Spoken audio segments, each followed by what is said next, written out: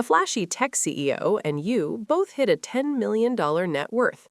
He followed society's script. He leveraged his stock to buy a $10 million Los Angeles mansion and a fleet of supercars for his personal brand. You legally ceased to exist. You liquidated everything, moved into an unmarked concrete compound, and quietly acquired the exclusive energy rights to a massive AI server grid. The CEO laughed at your paranoia. Then, 2026 arrived. Interest rates exploded to 15%.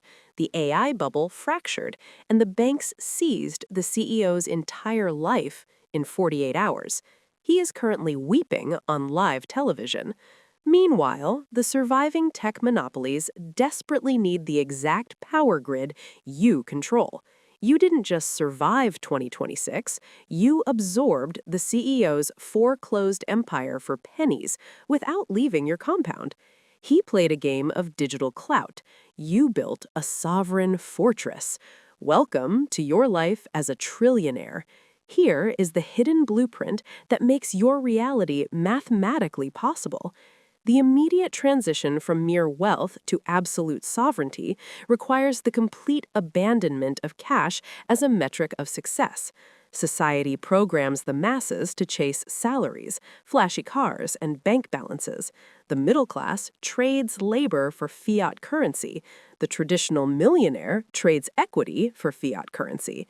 In your life, fiat currency is entirely irrelevant. It is viewed as a melting ice cube, a highly manipulated tool engineered by central banks to extract wealth from the uneducated through inflation. You do not stockpile dollars. Capital is simply a weapon used to acquire choke points. You wake up on a quiet Tuesday morning. You do not check a stock portfolio. You do not look at a smartphone because you do not carry one. The anxiety of the business world is completely eradicated from your daily existence. You wake up without an alarm in a climate-controlled, biologically optimized environment. Private biochemists engineer your meals using ingredients harvested exclusively from your own deep soil, pesticide-free, vertical farms. Mainstream culture assumes a trillionaire's life is an endless parade of exotic hypercars and designer clothing. This is the ultimate lie sold to keep the public trapped in the debt matrix. Look at the high-income earner making $50,000 a month in 2026. He immediately finances a luxury vehicle to project success. He buys liabilities disguised as assets, locking himself into a lifetime of forced labor just to service his debt as interest rates explode. Your reality is brutally clinical and infinitely more luxurious. You step into a heavily modified, internally armored vehicle that looks virtually identical to a standard commuter car. It attracts zero attention in urban traffic, but beneath the chassis, it is a rolling Faraday cage equipped with military-grade run-flat tires, bio-weapon filtration systems, and direct satellite uplinks. The luxury vehicle is a status symbol for the enslaved. Your unassuming vehicle is a survival tool for the sovereign. A traditional portfolio consisting of stocks, bonds, and commercial real estate is a fragile house of cards. It is entirely dependent on a functioning legal system, stable interest rates, and a compliant society. When society fractures, those numbers on a screen instantly revert to zero. Your empire cannot be wiped out by a cyber attack, a housing crash, or a systemic banking collapse. Your life is built on the tangible monopoly strategy. You do not invest in software companies hoping for a buyout. You own deep earth assets. You own the physical lithium deposits required to manufacture global battery supplies. You own the strategic shipping ports that regulate the flow of international microchips. You own the specialized, heavy-duty harvesting equipment that commercial megafarms fundamentally require to pull food from the dirt. These are not businesses. They are infrastructural choke points. They require zero marketing, zero consumer branding, and zero innovation. During the 2026 economic depression, the consumer class stops buying subscription boxes and luxury goods. The companies producing those goods file for bankruptcy. But the human population never stops consuming calories, water, and electricity. Because you own the base layer of human survival, your pricing power is absolute. You simply adjust your toll fees to perfectly match the exact rate of hyperinflation. You perfectly preserve your purchasing power while the rest of the world drowns in debt. While amateur investors panic over stock market fluctuations, you experience absolute silence.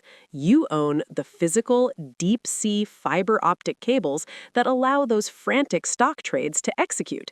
If the market crashes, retail investors are slaughtered, but you still collect a toll for the data transmission. You have removed the risk of market sentiment and replaced it with the ironclad guarantee of human necessity. Acquiring $1 trillion is the first phase of your life. The second phase is making it legally and mathematically impossible for any government, lawsuit, or geopolitical entity to claw it back. Standard financial advice encourages holding assets in a revocable trust or a basic domestic LLC. This is financial suicide. It paints a massive target on the individual. You own nothing. The concept of personal property has been completely eradicated from your legal existence. Every asset, every choke point, and every utility is held within an impenetrable labyrinth of irrevocable, generation-skipping trusts. These entities are domiciled in sovereign jurisdictions that explicitly refuse to comply with foreign judgments. They cannot be sued, they cannot be taxed on unrealized gains, and they do not die. Beneath the master trusts sit hundreds of compartmentalized holding companies. The holding companies own the operating companies. If an operating company faces a catastrophic liability, an oil spill, a massive class action lawsuit, a regulatory crackdown, it simply declares bankruptcy and dissolves. The holding company above it remains completely insulated, having already siphoned the capital out to safety. Your family office operates with the logistical firepower of a private intelligence agency. It issues its own loans, entirely bypassing the global banking syndicate. It funds action committees through anonymous shell corporations to shape international zoning laws, ensuring your monopolies are legally protected by the very governments that claim to regulate them. The gap between the traditional millionaire and your life as a sovereign trillionaire is not a matter of intelligence, it is a matter of psychological detachment. The system actively promotes a financial diet of high-interest consumer debt, political tribalism, and public market gambling to keep the masses exhausted. An exhausted population cannot build a fortress. The public believes that having $1 billion means the game is over, that it is time to relax on a beach and buy designer clothes. That is the mindset of the prey. You understand that the acquisition of infrastructure is a permanent state of being. There are no finish lines. There are no celebrations. Status is a massive vulnerability. Invisibility is the ultimate luxury. You look at a major city and do not see skyscrapers. You see an energy grid desperately in need of capital. You see a fragile supply chain waiting to be monopolized. You see vulnerabilities that can be purchased, secured, and leveraged. The system wants the public distracted by interest rates and election cycles. The system wants the public fighting over scraps of fiat currency. You do not fight the system. You own the ground the system is built upon. The $1 trillion mark is not a bank balance. It is the exact moment an individual becomes more powerful than a nation state.